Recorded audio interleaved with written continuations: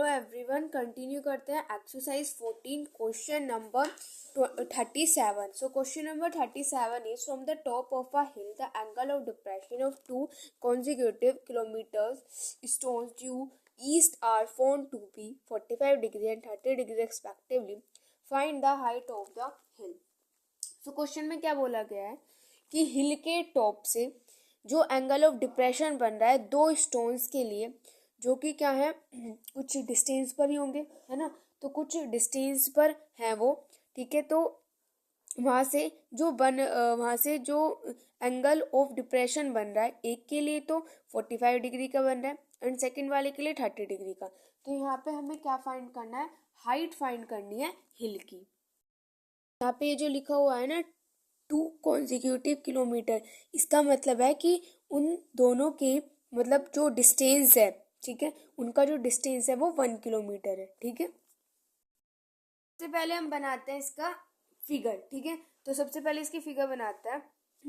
तो यहाँ पे देखो, सबसे पहले हम बनाएंगे हिल, ठीक है। तो यहाँ पे ये हमने बना दी हिल, ये हमारे पास क्या हिल है, ठीक है। अब हिल से हमारे पास दो स्टोन्स को देखा जा रहा है जिनका जो डिस्टेंस है वो 1 किलोमीटर है। यानी कि अगर मेरे पास जो फर्स्ट वाला स्टोन है वो यहाँ पर है, ठीक है, एंड जो सेकंड वाला स्टोन है वो मेरे पास यहाँ पर है, तो इसके और इस स्टोन के बीच का जो डिस्टेंस है वो हमें कितना दे रखा है, दैट इज 1 किलोमीटर, ठीक है। इसके और इसके बीच का जो डिस्टेंस है वो 1 किलोमीटर दे रखा है, ठीक है।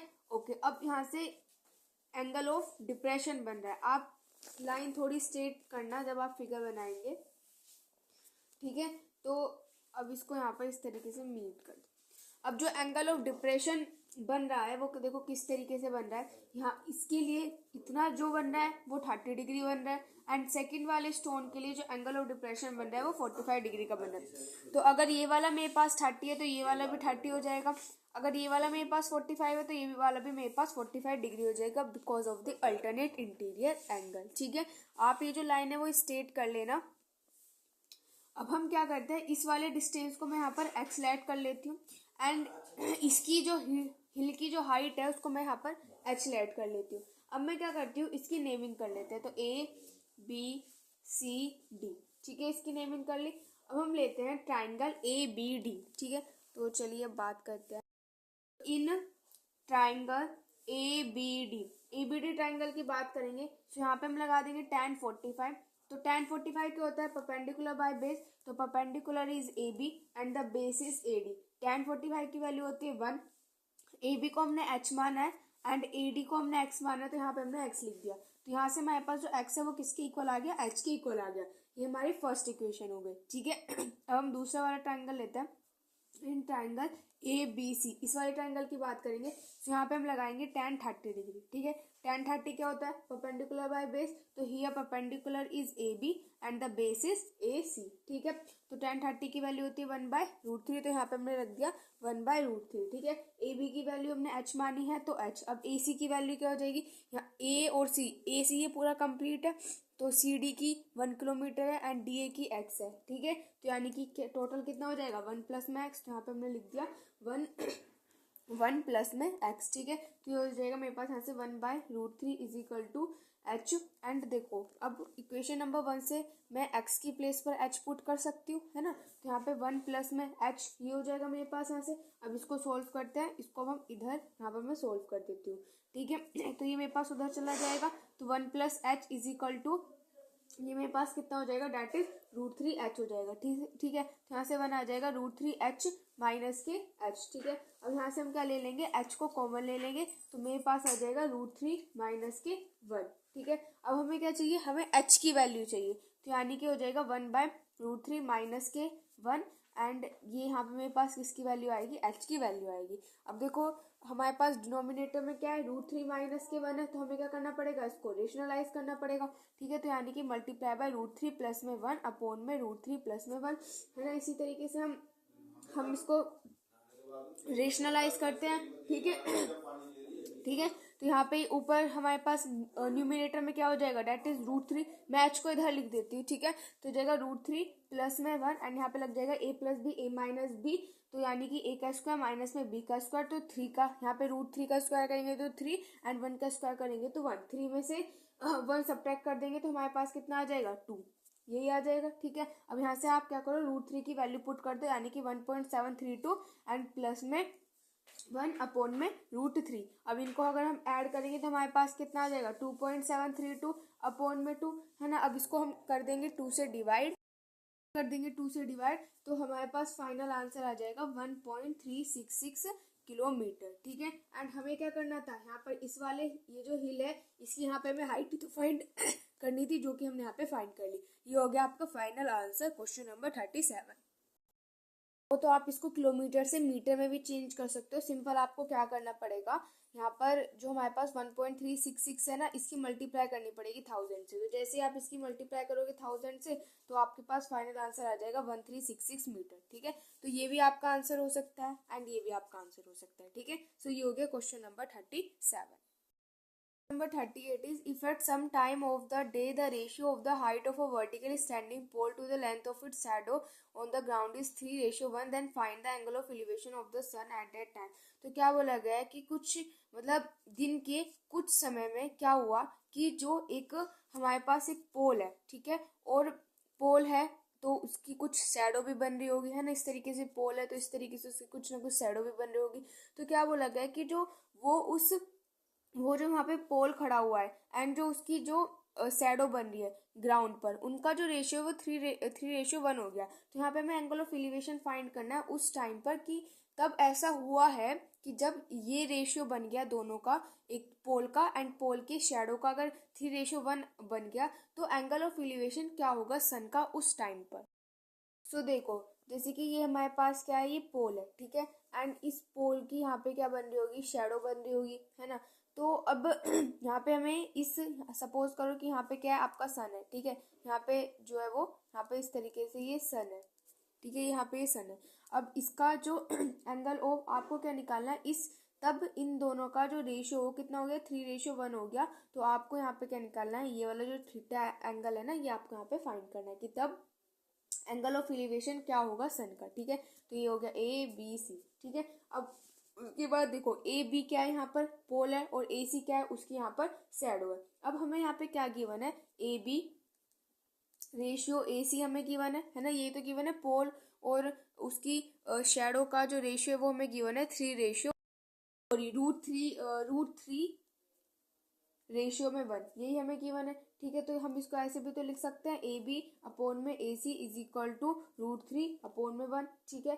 ओके, अब हम यहाँ पे क्या लगाएंगे, tan थीटा लगाते हैं। तो tan थीटा क्या होता है, परपेंडिकुलर बाय बेस। तो here perpendicular is AB and the base is AC, ठीक है, ये हो गया। एंड यहाँ पर हमें पता है कि AB बाय AC हमारे पास कितना है, डेट इज √3/1, ये तो हमारे ओके। तो अब यहाँ से देखो हमारे पास क्या हो, इसके नीचे 1 है, तो हम क्या लिख सकते हैं, इसको ऐसे लिख सकते हैं कि tan theta is equal to √3, है ना, बात तो एक ही है। तो यहाँ से हम क्या लिख सकते हैं कि जो हमारे पास tan थीटा है वो किसके इक्वल हो जाएगा, √3 कब होता है, tan 60 पर, तो यानी कि वो हो जाएगा tan 60 पर इक्वल, ठीक है। अब यहाँ पे क्या हो जाएगा, आप ऐसे समझ सकते हो कि tan से tan कट जाएगा तो जो थीटा है वो हमारे किसके इक्वल आ जाएगा, 60 डिग्री के इक्वल आ जाएगा। एंड ये तो हमें यहाँ पे फाइंड करना था।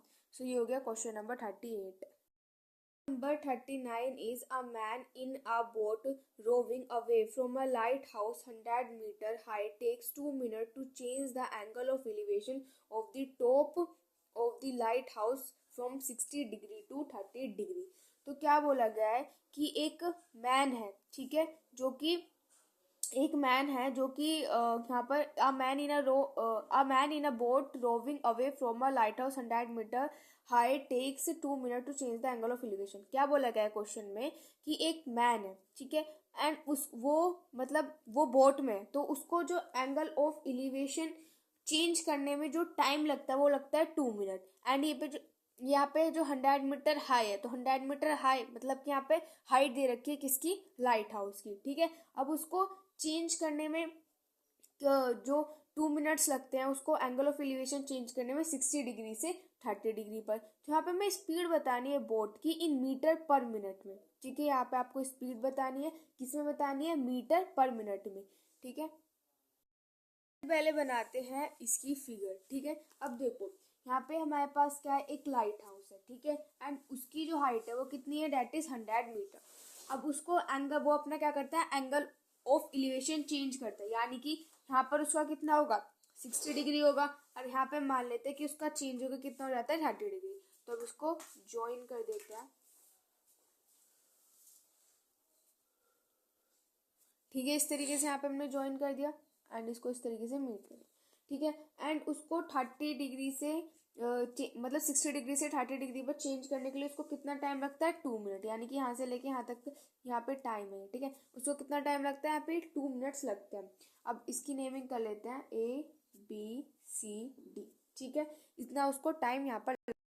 यहाँ पे जो हमारे पास ए बी है, ए बी क्या है, यहाँ पे हमारे पास लाइट हाउस है जिसकी जो हाइट है वो कितनी है, 100 मीटर है। अब हम बात करते हैं इसकी स्पीड की। तो स्पीड हमें स्पीड यहाँ पर हम इसकी लैट करेंगे कि जो इसकी स्पीड होगी, यहाँ पर इसकी जो स्पीड होगी उसको हम लैट करेंगे एस मीटर पर मिनट। ठीक है, क्योंकि हमें इसी में ही चाहिए, तो हम क्या करेंगे, इसी में यहाँ पर इसकी जो स्पीड है उसको यहाँ पर हम लैट करेंगे। ठीक है, अब आपको यहाँ पर इसको सॉल्व करते हुए एक फॉर्मूला याद रखना है कि जो हमारा स्पीड होता है वो किसके इक्वल होता है, डिस्टेंस अपॉन में टाइम के इक्वल होता है। ठीक है, अब अगर हम यहाँ पे ट्रायंगल की बात करेंगे ABD ट्रायंगल की बात करते हैं, तो देखो यहाँ पे मैं वो लिखना भूल गई, तो यहाँ पे ये 60 डिग्री है एंड यहाँ पे क्या है, 30 डिग्री एंगल। ठीक है, तो हम यहाँ पे ABD ट्रायंगल की बात करेंगे, तो ABD ट्रायंगल में हम लगा देंगे tan 60 किसके इक्वल होता है, परपेंडिकुलर बाय बेस, यानी कि AB बाय AD के। ठीक है, tan 60 की वैल्यू क्या होती है, √3 होती है। AB क्या है हमारे पास, डेट इज 100। ठीक है, उसके बाद AD का हमें पता नहीं, AD को हम यहाँ पर एज इट इज ही लिख देती है। हमें क्या चाहिए, यहाँ से AD की वैल्यू चाहिए, तो AD हमारे पास क्या आ जाएगा, डेट इज 100 √3। इसको यहाँ पर रेशनलाइज करना पड़ेगा, तो √3 हमारे पास यहाँ से हो जाएगा। ठीक है, ये मेरे पास हो जाएगा, डेट इज 100 √3 एंड अपॉन में 3। ठीक है, तब आप इसको सॉल्व करोगे तो आ जाएगा 57.73। ठीक है, ये आ जाएगा यहाँ से हमारे पास AD की वैल्यू। ट्रायंगल की बात करते हैं, ट्रायंगल ABC की। इस ट्रायंगल की बात करते हैं, तो यहाँ पे हम लगा देंगे tan 30 डिग्री। tan 30 डिग्री क्या होता है, परपेंडिकुलर बाय बेस, यानी कि AB बाय AC। tan 30 की वैल्यू क्या होती है, 1/√3 इज इक्वल टू AB की क्या है, 100 एंड AC को हम यहाँ पे क्या रखते हैं, एज इट इज रख लेते हैं। ठीक है, अब उसके बाद यहाँ से AC जो है वो हमारे पास क्या आ जाएगा, दैट इज 100 √3 आ जाएगा। ठीक है, अब यहाँ पे सिंपल क्या करेंगे, 100 एंड √3 की वैल्यू पुट कर देंगे 1.73, तो इनकी मल्टीप्लाई करेंगे तो 173.2 मीटर। ठीक है, यहाँ से आपकी किसकी वैल्यू आ जाएगी, AC की वैल्यू आ जाएगी। क्या फाइंड करना है, हमें क्वेश्चन में फाइंड करना है स्पीड। ठीक है, तो देखो यहाँ पे जो टाइमिंग दी गई है वो हमें किसके लिए दे रखी है, CD के लिए हमें यहाँ पे टाइमिंग दे रखी है। तो मैं यहाँ से जो CD है उसके लिए मुझे यहाँ पे इसका डिस्टेंस भी फाइंड करना पड़ेगा, है ना, तभी तो हम स्पीड फाइंड करेंगे। तो इसके लिए हम क्या लिख सकते हैं कि जो CD है, CD को हम क्या लिख सकते हैं, AC माइनस के AD लिख सकते हैं। ये AC पूरा, और AC में से अगर हम AD सब्ट्रैक्ट कर देंगे तो हमारे पास क्या आ जाएगा, CD आ जाएगा। तो उसके बाद यहाँ पे हमारे पास जो AC है, AC की वैल्यू हमने अभी फाइंड की थी, जो कि आई थी हमारे पास, दैट इज 173.2 एंड AD की वैल्यू भी हमने फाइंड की, दैट इज 57.73। ठीक है, अब इसमें से इसको सब्ट्रैक्ट कर देंगे तो यहाँ से हमारे पास आ जाएगा 115.47 मीटर। ठीक है, तो ये यहाँ से हमारे पास किसकी वैल्यू आ जाएगी, दैट इज CD की वैल्यू आ जाएगी। अब हम यहाँ से निकाल सकते हैं स्पीड, हमें पता है स्पीड क्या होता है, डिस्टेंस अपॉन में टाइम होता है। तो डिस्टेंस अभी हमने निकाला, दैट इज 115.47। ठीक है, एंड टाइम हमें ऑलरेडी गिवन है, दैट इज 2 मिनट्स। ठीक है, इसको इससे डिवाइड कर दो तो आ जाएगा 57.73 मीटर पर मिनट। ठीक है, ये हो जाएगी आपकी स्पीड, और हमें यहाँ पे स्पीड ही फाइंड करनी थी। ये हो गया question number 39। Number 40 is the angle of depression of the top and bottom of a 8-meter high building from the top of a tower at 30 degree and 45 degree respectively। तो क्या बोला गया question में कि जो एंगल ऑफ डिप्रेशन बन रहा है टॉप से और बॉटम से, बिल्डिंग के टॉप से और बॉटम से, जो एंगल ऑफ एलिवेशन जो हमारे पास बन रहा है, नहीं यहाँ पे बिल्डिंग के टॉप से नहीं बना है, यहाँ पे फ्रॉम लिखा हुआ है ना, तो यानी कि टावर के टॉप से जो हमारे पास एंगल ऑफ डिप्रेशन बन रहा है टावर के टॉप से। ठीक है, और बिल्डिंग के टॉप पर और बॉटम पर जो एंगल ऑफ एलिवेशन बन रहा है वो एंगल ऑफ डिप्रेशन जो बना है वो 30 डिग्री और 45 डिग्री बन रहा है। तो यहाँ पे हमें हाइट बतानी है टावर की और डिस्टेंस बताना है टावर और बिल्डिंग का। अभी हम फिगर बनाएंगे, उससे वो क्लियर हो जाएगा। हम बनाते हैं इसकी फिगर, यानी कि सबसे पहले हम बनाते हैं, ये बनाया यहाँ पे हमने टावर, ठीक है। अब बनानी है हमें एक बिल्डिंग, ठीक है। तो ये बना दी हमने बिल्डिंग, ठीक है।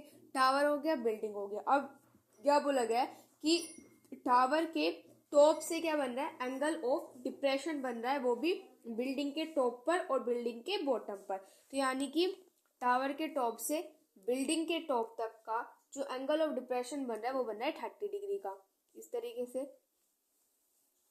ठीक है। ये बन रहा है 30 डिग्री का। और उसके बाद टावर के टॉप से इस बिल्डिंग के बॉटम पर जो एंगल ऑफ डिप्रेशन बन रहा है वो बन रहा है 45 डिग्री का। अब इसको कर लेते हैं हम यहाँ से जॉइंट, ठीक है। अब तो यहाँ पे एंगल ऑफ डिप्रेशन बन रहा है ना, तो ये हमारे पास बन रहा है डेट इज 30 डिग्री का, एंड ये हमारे पास बन रहा है बड़े वाला 45 डिग्री का, ठीक है। तो अगर ये 30 डिग्री है तो ये भी 30 डिग्री होगा, ये 45 डिग्री है तो ये भी मेरे पास 45 डिग्री होगा, ठीक है। एंड हमें क्या निकालना है, इन दोनों के बीच का डिस्टेंस फाइंड करना है। तो इन दोनों के बीच का डिस्टेंस को हम x मान लेते हैं, ठीक है। और टावर की हाइट फाइंड करनी है, यानी कि टावर की हाइट को मैं यहाँ पर क्या मान लेती हूँ, h मान लेती हूँ, ठीक है। अब क्या करते हैं, इसकी नेमिंग कर लेते हैं, ठीक है। तो ABCDE, ठीक है, ये इसकी यहाँ पे हमने नेमिंग कर ली। अब हमें एक तो h चाहिए और एक हमें क्या चाहिए, x चाहिए, ठीक है। चलिए अब स्टार्ट करते हैं। तो यहाँ पे हमारे पास AB क्या है, टावर है, CD क्या है, बिल्डिंग है। और हाँ, यहाँ पे हमें जो बिल्डिंग है ना, बिल्डिंग की हाइट भी हमें गिवन, दैट इज 8 मीटर। अगर ये 8 मीटर है तो ये भी 8 मीटर है, ठीक है। चलो अब हम बात करेंगे इन ट्राइंगल ABC की। तो यहाँ पे हम क्या लगाएंगे, tan 45 डिग्री। तो tan 45 क्या होता है, परपेंडिकुलर बाय बेस, यानी कि AB बाय AC, ठीक है। tan 45 की वैल्यू होती है 1। AB क्या है मेरे पास, h है, और AC क्या है मेरे पास, x है। तो यहाँ से x किसके इक्वल आ जाएगा, h के। तो ये मेरे पास क्या हो जाएगी, डेट इज इक्वेशन नंबर 1। अब हम दूसरा ट्राइंगल लेते हैं, डेट इज BDE। तो इन ट्राइंगल BDE, ठीक है। सेकंड वाले ट्राइंगल की बात करते हैं BDE। तो यहाँ पे हम लगा देंगे tan 30 डिग्री। तो tan 30 क्या होता है, परपेंडिकुलर बाय बेस, यानी कि BE बाय DE, ठीक है। tan 30 की वैल्यू होती है हमारे पास, दैट इज 1/√3, ठीक है, यही होती है। अब जो हमारे पास BE है, BE को मैं क्या लिख सकती हूँ, देखो BE को मैं क्या लिख सकती हूँ, AB माइनस के AE लिख सकते हैं, ठीक है। तो इसको मैं लिख लेती हूँ AB माइनस के AE, एंड अपॉन में मेरे पास DE है, तो यहाँ पे हम DE लिख देते हैं, ठीक है। तो यहाँ से हो जाएगा मेरे पास 1/√3 इज इक्वल टू AB क्या है हमारे पास, डेट इज h है, एंड AE हमारे पास AE की वैल्यू हमें पता है, डेट इज 8, एंड DE को हमने x माना, तो यहाँ पे हमने उसको लिख दिया x, ठीक है। तो यहाँ से हमारे पास जो x है वो यहाँ से हमारे पास क्या आ जाएगा, दैट इज √3h माइनस के 8√3, ये आ जाएगा यहाँ से h, ठीक है। अब इक्वेशन नंबर 1 से हम क्या कर सकते हैं, यहाँ पर इक्वेशन नंबर 1 से हमें क्या पता है कि जो हमारा h और x है वो दोनों क्या है, हमारे इक्वल है। यानी कि मैं यहाँ से क्या कर सकती हूँ, x की प्लेस पर h को पुट कर सकते हैं, है ना। तो यहाँ पे मैंने पुट कर दिया इसको h, कहाँ से क्या है, इक्वेशन नंबर 1 से, ठीक है। तो h is equal to √3h minus के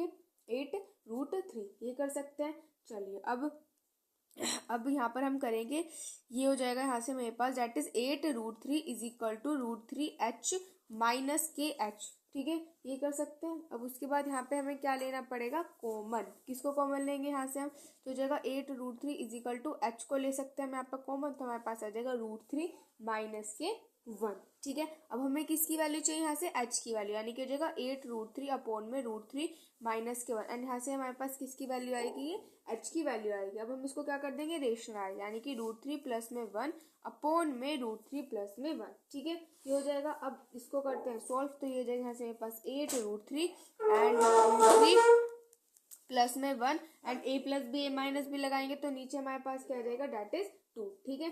तो अब यहाँ से इसको और आगे सोल्व करेंगे, तो मेरे पास आ जाएगा 4√3 एंड ये हो जाएगा डेट इज √3 प्लस के 1। यहाँ से 2 से इसको 8 को क्या कर दिया, कैंसिल कर दिया, ठीक है। अब इसको आगे सोल्व करते हैं, तो इनकी यहाँ पे मल्टीप्लाई कर ले, तो ये मेरे पास हो जाएगा 12 प्लस में 4√3 एंड इक्वल हो जाएगा 12 प्लस में 4 मल्टीप्लाई बाय 1.732, ठीक है, ये हो जाएगा। तो यहाँ से इसको सॉल्व करें, पास आंसर यहाँ पे जो हमारे पास हाइट आ जाएगी वो हो जाएगी 18.928 मीटर, ठीक है, ये आ जाएगी। एंड हमें पता है कि जो हमारा हाइट है और जो मतलब कि हमारा एक्स और एच है वो दोनों हमारे क्या है, इक्वल है फ्रॉम इक्वेशन नंबर 1। तो यानी कि जो हमारी एक्स है, एक्स की भी वैल्यू क्या आ जाएगी 18.928 मीटर, एंड एच की भी वैल्यू यही है एंड इसकी, क्यों, क्योंकि ये दोनों इक्वल थे फ्रॉम इक्वेशन नंबर 1, ठीक है। सो ये हो गया क्वेश्चन नंबर 40। एंड यहाँ पर जो एक्सरसाइज 14 है वो होती है कंप्लीट। अब नेक्स्ट वीडियो में स्टार्ट करेंगे next exercise. If you like my video please like, share and subscribe. Thanks for watching.